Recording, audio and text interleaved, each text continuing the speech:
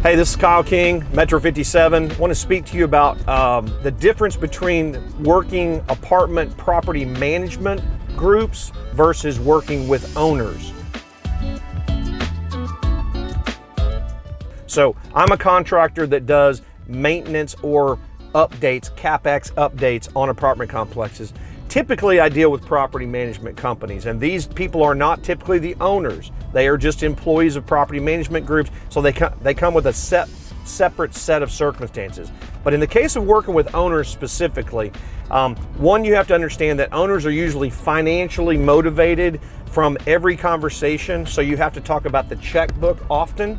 They like to talk about how they can get their value out of it later. So a lot of it is based on, if I spend $50,000 now, what does that $50,000 get me in 3 years when they sell it? Versus, I'm not gonna spend 50, I'll spend 5, and I won't recover it, but I didn't lose the 45 because I didn't spend it. So there's things like these that owners want to have conversations about, but it's on a case-by-case basis. And usually when you're dealing with the higher up guy, the young lady who's the admin to the higher up guy, she's just looking to facilitate admin stuff.